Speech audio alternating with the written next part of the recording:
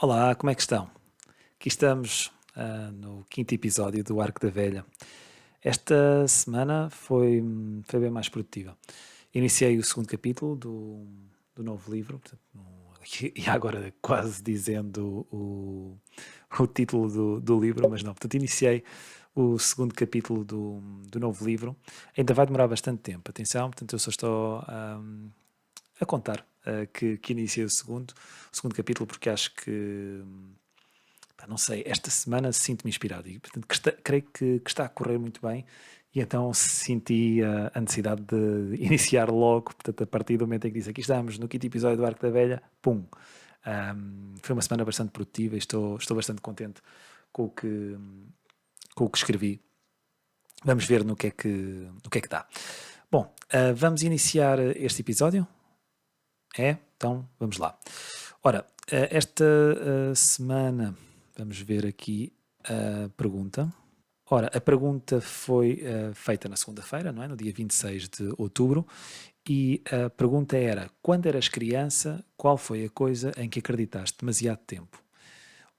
Mais uma vez, tenho que agradecer primeiro ao volume de comentários que eu creio que, desde que iniciei o podcast, notei que existe uma maior interação e notei também que o número de comentários tem aumentado, o que é extremamente bom. Portanto, continuem, porque assim também ajudam na produção do podcast.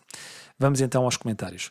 Portanto, o primeiro comentário que me aparece aqui é da Fernanda e diz, em relação à pergunta, não é? Portanto, quando eras criança, qual foi a coisa em que acreditaste demasiado tempo? A Fernanda disse: no amor e na bondade, e ainda acredito. Nas maiores tormentas, um gesto de bondade acalma e um gesto de amor incondicional devolve a esperança. Acreditei, cheguei aqui. Muito bem. Depois a Isis disse que ia ser bailarina e depois coloca risos. E eu perguntei, portanto, qual é que era o motivo para não se ter tornado bailarina, e a Isis respondeu que se deveu à mudança de país e pronto, e lá se foi o balé.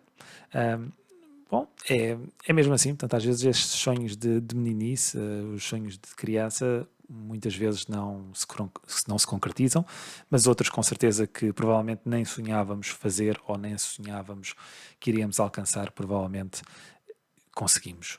E isso também faz parte da vida. Depois o Pedro disse no Pai Natal e era gozado por isso. E a Sónia respondeu a este comentário do Pedro a dizer: Pedro, não era o único. E sim, eu creio que. Eu não acredito, eu pelo menos não me recordo de acreditar no Pai Natal, mas recordo-me de fazer pouco de algumas pessoas que acreditavam no Pai Natal. Portanto, sim, não é concordar, portanto, reconheço perfeitamente que haviam várias crianças que acreditavam no Pai Natal e eh, que eram, que eram alvo de gozação por esse mesmo motivo. Depois a Elizabeth disse: não me recordo de nada, mas do que eu sonhava vir a ser. Sim. Pronto, mas Elizabeth tem é que me dizer então o que é que sonhava vir a ser, portanto, o que é que acreditava que iria ser e se isso se concretizou ou não. Fica lançado o repto. Depois o David disse que o meu pirilau viria a crescer. Bom, este comentário, lá está, portanto, a única coisa que me apraz aqui dizer é viva esses comentários, portanto, mais cómicos. E a verdade é que eu estou aqui a ver, portanto, tem bastantes interações, portanto, tem aqui 6 interações, provavelmente é o comentário mais popular desta pergunta. Pronto, olha, David, eu lamento a situação, portanto, de acreditar nisso, mas olha, as melhoras.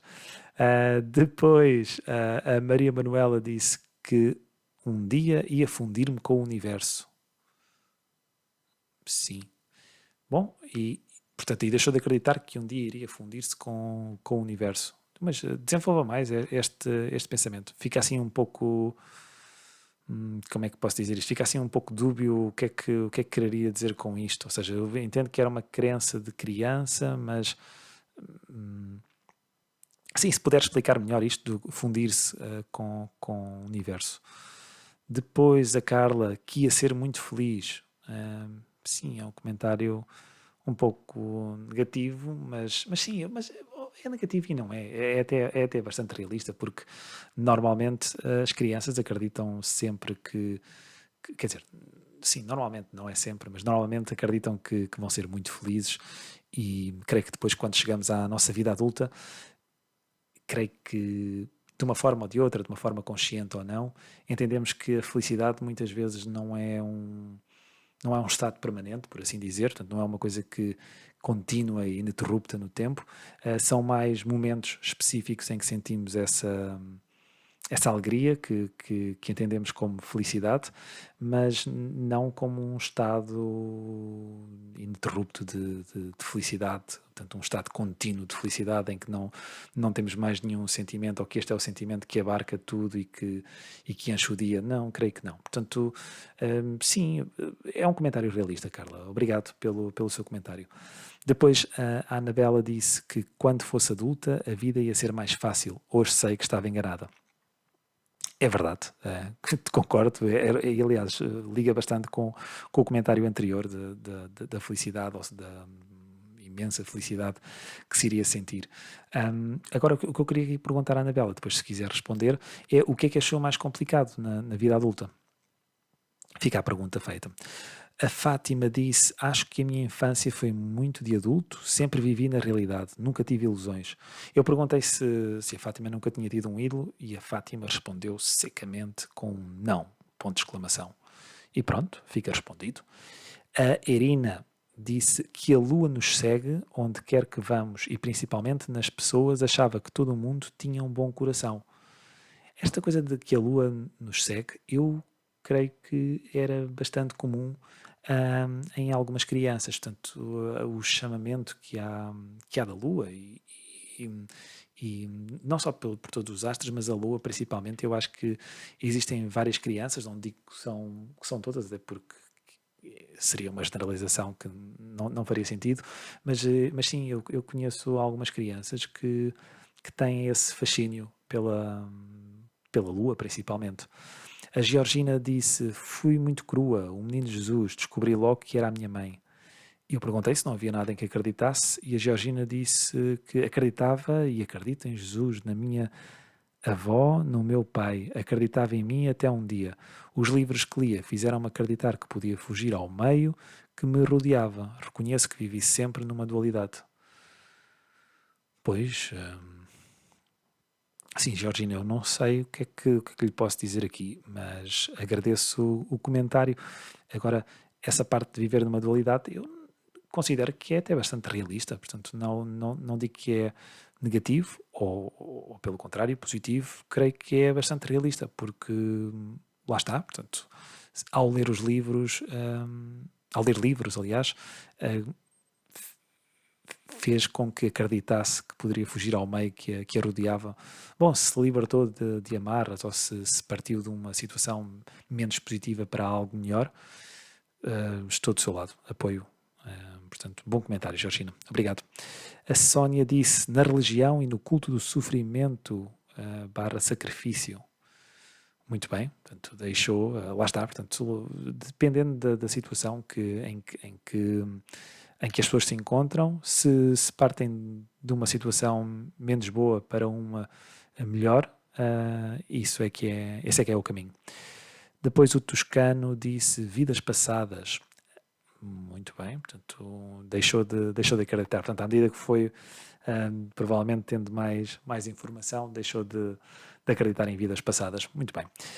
Depois a Dilea disse: acredito até hoje no amor e na verdade das crianças.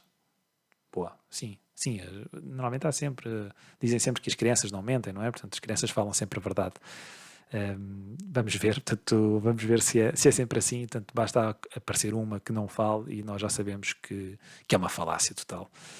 Mas sim, no amor e na verdade das crianças, sim. Depois a Andreia disse que eu tinha nascido na mesma Belém de Jesus.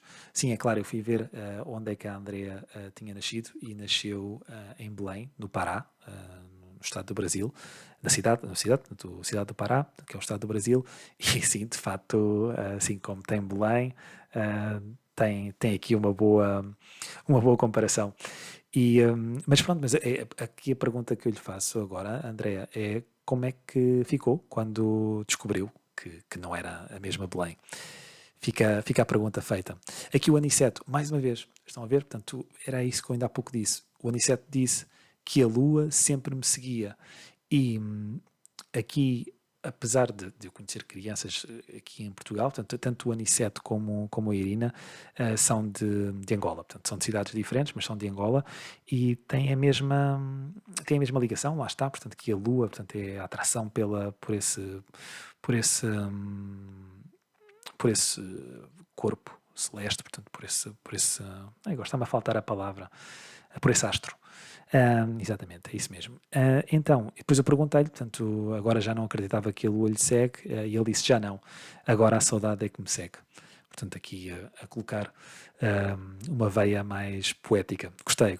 Agora a saudade é que me segue, é muito bom. Gostei bastante, obrigado, Aniceto. Depois, se quiser, eu vou-lhe pedir que está à sua vontade, portanto, sem qualquer tipo de pressão, mas vou-lhe pedir depois que, se quiserem enviar um áudio, eu depois posso colocar no próximo episódio. Eu vou-lhe deixar uma mensagem e depois, se quiser, responde pela página. Depois a Patrícia disse a bondade humana. Muito bem, Patrícia, que já participou neste podcast com uma mensagem de voz. A Zé de Menezes disse na família. A Antonieta no amor. Portanto, estamos aqui a ver que a Antonieta já não acredita no amor, ou pelo menos assim parece. Se não for, diga qualquer coisa. A Saldanha Betita diz que nunca iria ser capaz de mudar a minha maneira de ser. A Arménia disse em ter irmãos. A Graça disse no Pai Natal, portanto mais uma criança que acreditava no Pai Natal. Depois a Carla disse que as pessoas eram todas boas. A Mónica disse no Pai Natal, testei que ele não existisse mesmo. Pronto, mais uma criança, aqui está. A Viviana disse no amor. Já agora, vamos só aqui retroceder um pouco. Mónica, depois aqui detestei que ele não existisse mesmo. Eu gostava de saber, portanto, como é que foi a reação. Diga-me como é que foi a reação. Mande uma mensagem e eu coloco aqui no próximo episódio. Vamos continuar. Então, a Sónia disse na bondade das pessoas. A Disha disse na família. A Arnaldina disse que toda a gente era boa. A Maria disse no Pai Natal. A Alda também, portanto, no Pai Natal. A Edith disse no Menino Jesus. A Maria Amélia disse no Pai Natal. Portanto, há aqui uma tendência de Pai Natal. Depois a Maria Machado disse acreditava que ia ser feliz para sempre. Lá está, portanto, é aquela parte da felicidade contínua que depois, quando crescemos, vemos que não é bem assim. Depois a Carla disse, quando passava um avião dos que deixa rastro, se pedisse um desejo, se concretizava. E sim, eu tenho uma história que não tem nada a ver com crianças, mas já vou contar, vou só aqui terminar aqui esta parte do comentário. E eu perguntei, portanto, como é que começou a acreditar nisso? Alguém lhe disse, e a Carla respondeu a dizer que, bom, certamente, mas não se recorda, não sabe quem. E ainda hoje, quando vê o céu riscado, tem uma tentação. Este comentário é delicioso, Carla. Muito obrigado por ter comentado. Mas era o que eu estava a dizer. Portanto, eu tenho um episódio, quer dizer, mais do que um episódio, mas tanto recordo de um episódio em específico com um amigo, portanto não tem nada a ver com meninos, não tem nada a ver com crianças, até já éramos adultos, portanto tínhamos mais de 18 anos, já estávamos na faculdade, apesar de estarmos em faculdades diferentes, mas conhecíamos por amigos em comum e estávamos no Bairro Alto, portanto para quem não sabe, o Bairro Alto é uma zona de Lisboa, é um bairro de Lisboa, portanto bom, eu creio que é bastante popular, portanto, principalmente ali na década de 80, com a vida toda boémia e continua, mas portanto, com a vida toda boémia que pululava ali pelo Bairro Alto. E eu lembro-me que na altura da faculdade, portanto, isto devia ser uma quinta-feira ou algo do género, quinta ou sexta-feira, estávamos no Bairro Alto e esse tal rapaz tinha pedido uma cerveja, portanto estava naqueles copos, bom, aqui em Lisboa nós chamamos Imperial, não é? Portanto é uma Imperial, e ele sempre que bebia sempre que dava um golo, sempre que dava um golo na cerveja, deitava um pouco para o chão. Bem, e de facto eu pensei assim, bom, se calhar foi um espasmo ou algo do género, não sei. Portanto, eu pensei que seria uma situação pontual, tanto que tinha sido aquela vez. Mas depois reparei que fez uma segunda vez e uma outra vez. Pá, e à quarta vez eu não resisti e perguntei-lhe, olha, o que é que estás a fazer? Estás, sempre que dás um golo na cerveja, uh, mandas um pouco para o chão, o que é que se passa?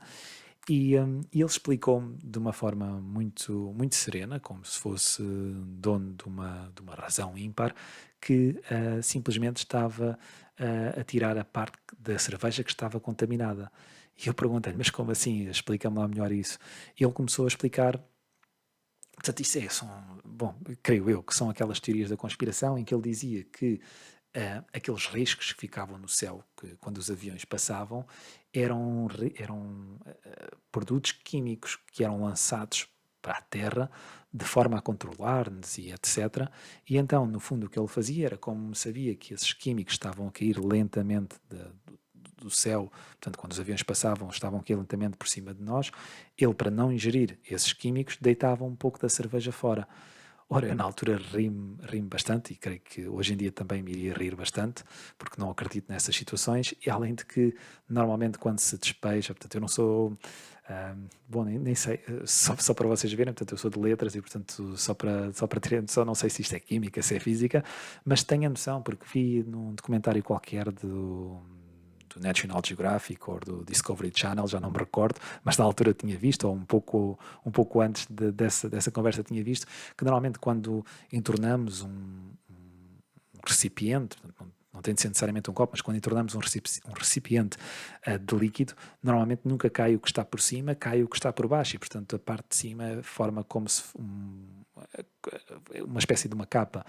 E é claro que expliquei isto, tentei explicar da forma mais clara possível, portanto, mas sem qualquer pretensão de mostrar que era mais inteligente ou que ele estava completamente errado. Não, foi simplesmente por dizer que, bom, sem ter nenhuma certeza, eu vi isto na televisão e creio que não faz sentido nenhum, bom, nem a parte da teoria dele, nem a parte de mandar, e mesmo que a teoria fosse verdadeira, mandar uma parte do líquido para o chão, porque a parte que ele estava a desperdiçar era a parte de baixo e não a parte de cima, de onde, na eventualidade, poderia cair algo.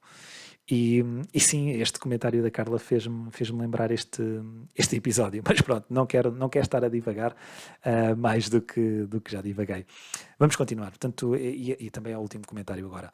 A Sónia disse, mais uma vez, portanto, no Pai Natal, mas desenvolveu um pouco mais. E Sónia, eu vou-lhe pedir também que, se tiver essa possibilidade, me enviar uma mensagem de voz, porque eu gostei do seu comentário. Então a Sónia disse, no Pai Natal, sempre pensei que era ele que colocava as minhas prendas debaixo da chaminé, também nas renas, e o mais engraçado é que colocava 2 bolachinhas Maria e um copo de leite para ele beber, e na manhã de dia 25 de dezembro, o lanchinho tinha desaparecido e lá estavam as minhas prendas.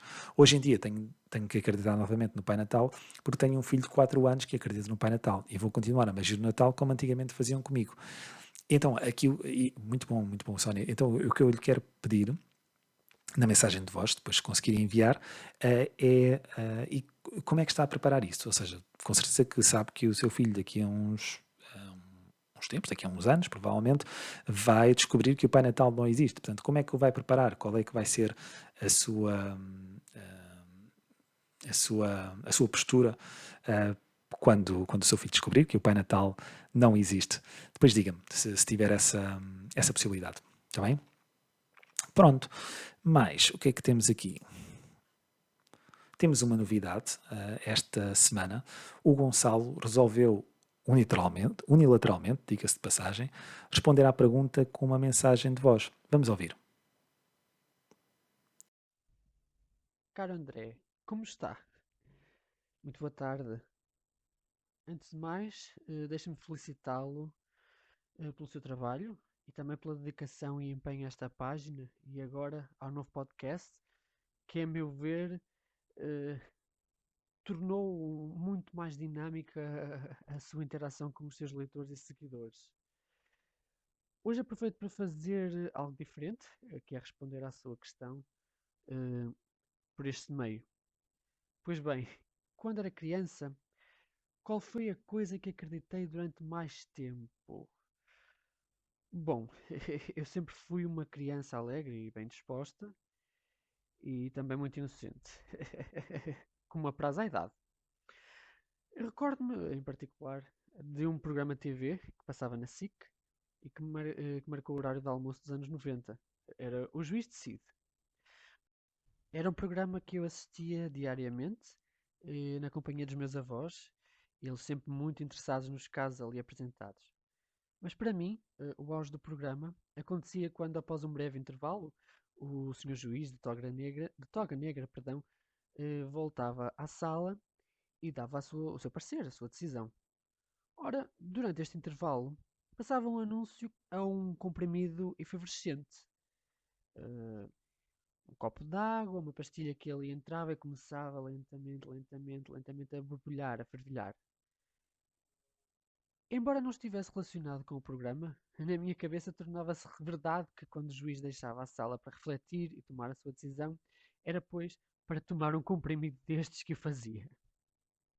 Logo, para mim, durante toda a minha infância, tomar uma decisão era beber um copo de água com um comprimido efervescente. Hoje rio-me bastante com esta história e sempre que a conto a alguém, lembro-me da infância feliz que tive e que foi passada na casa dos meus avós. Muito bons momentos, muito boas recordações. Portanto, fica respondida a sua questão, deixo-lhe um grande abraço e até breve. Muito obrigado, Gonçalo. Excelente comentário.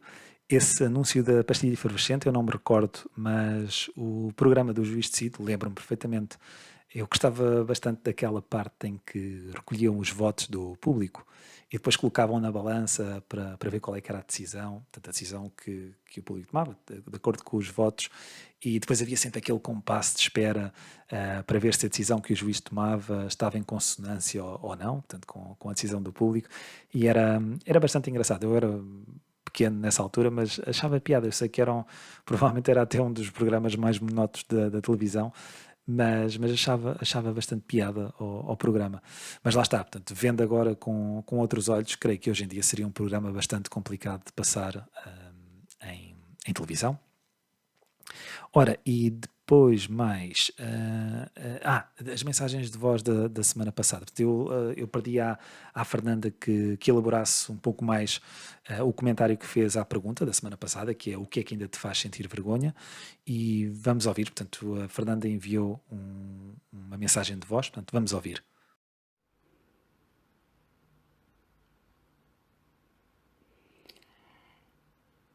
Bom dia, chamo-me Fernanda Carvalho e a propósito do tema de o que é que ainda me faz sentir vergonha, lembrei-me da primeira vez que me senti realmente muito envergonhada, que foi quando tinha 6 anos e me levaram à matiné do Chá das 6, um programa infantil que era passado na rádio também, e me chamaram ao palco, puseram-me em cima de uma cadeira, em frente ao microfone, com as luzes todas em cima, e o entrevistador a perguntar-me o meu nome.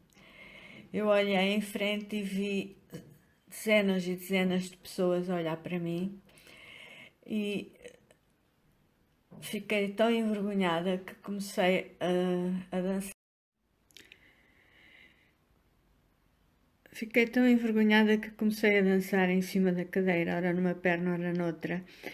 E por mais que o entrevistador me perguntasse o nome e dissesse coisas engraçadas que puseram a plateia toda a rir à gargalhada, acabou por desistir e recambiar-me para o meu lugar. E eu ainda hoje sinto aquela vergonha intensa e quando tenho que falar em público ainda hesito um pouco à espera das gargalhadas. Marcou-me e fez-me procurar conseguir mesmo falar em público e hoje falo. Obrigada. Fernanda, muito obrigado por ter enviado esta mensagem de voz.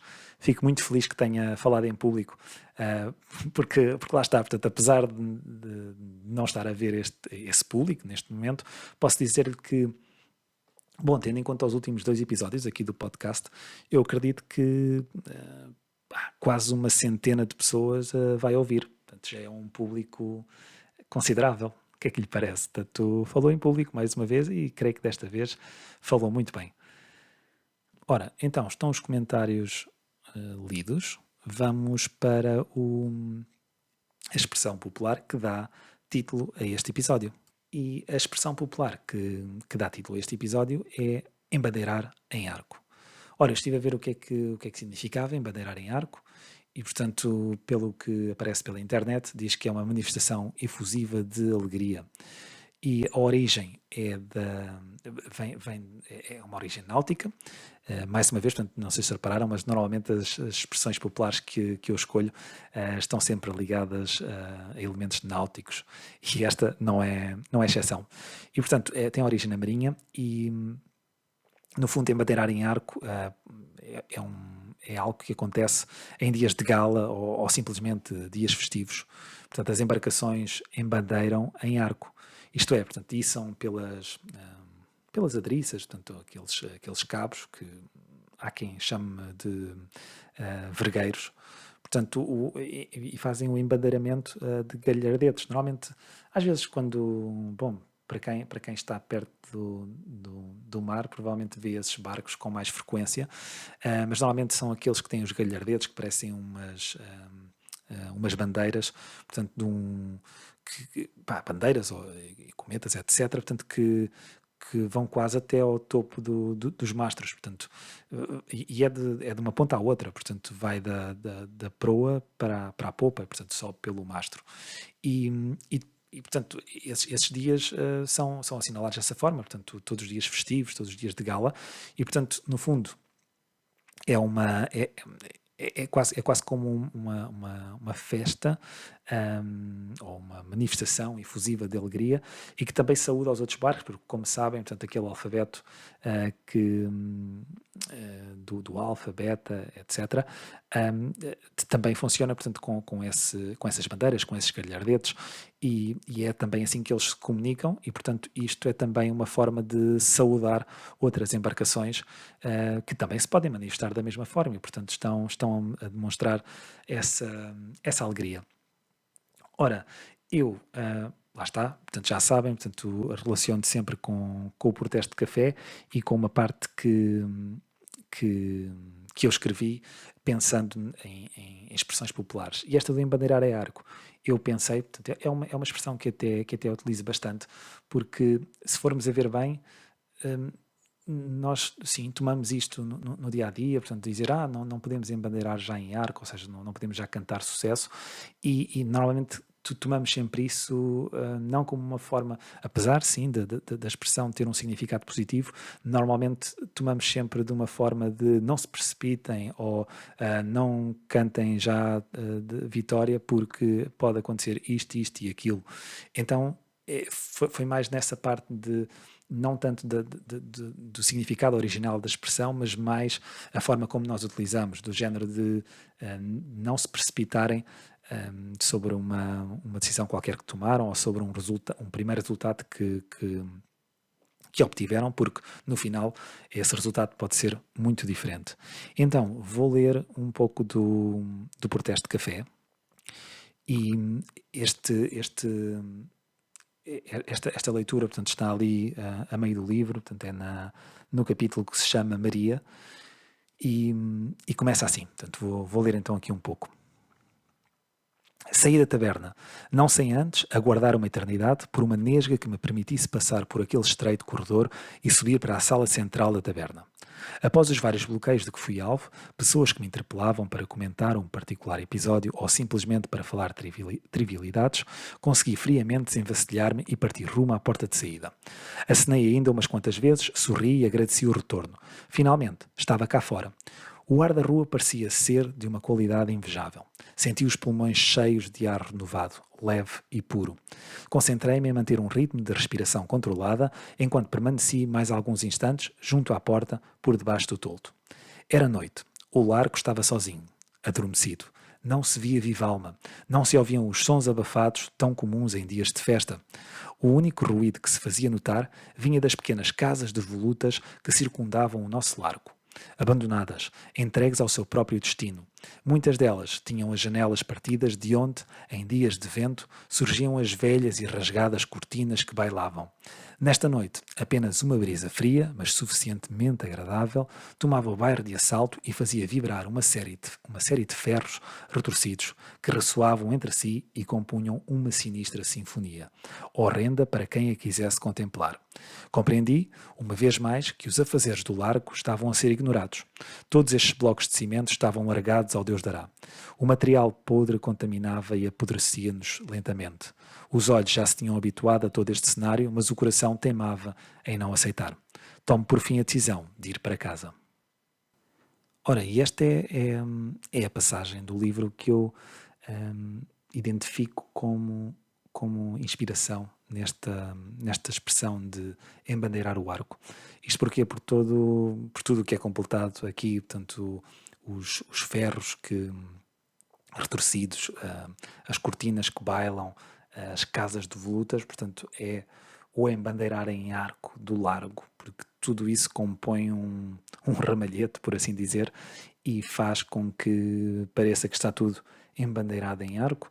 E nesta altura do protesto, para quem já leu, portanto, já sabe o que é que se está a passar, mas, bom, eu não vou contar aqui, como é óbvio, mas várias coisas estão a passar e existe este ponto que pode ser um ponto de não retorno, em que uma decisão tem que ser tomada e portanto, de acordo com os resultados que já tiveram no protesto de café, podem embandeirar em arco e pensar que tiveram um sucesso enorme, ou podem não embandeirar em arco e serem mais precavidos perante um futuro que ainda é incerto. E é isto. Fica feito aqui a expressão. Espero que tenham gostado desta explicação para esta expressão. Entretanto, para terminar, porque este já vai bastante longo, mas também tivemos mais áudios.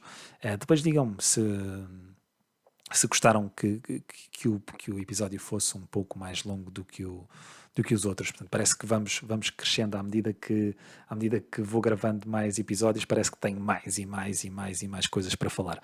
Mas sim, vamos só terminar então com a leitura de um poema. O poema que trago hoje é um poema de Miguel Torga e que se chama Súplica. E o poema é assim: agora que o silêncio é um mar sem ondas e que nele posso navegar sem rumo, não respondas às urgentes perguntas que te fiz. Deixa-me ser feliz. Assim, já tão longe de ti como de mim. Perde-se a vida a desejá-la tanto, se soubemos sofrer enquanto o nosso amor durou. Mas o tempo passou, à calmaria. Não perturbes a paz que me foi dada.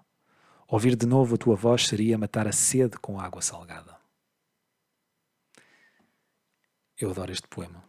Principalmente a parte de matar a sede com água salgada. Acho que é uma imagem fantástica.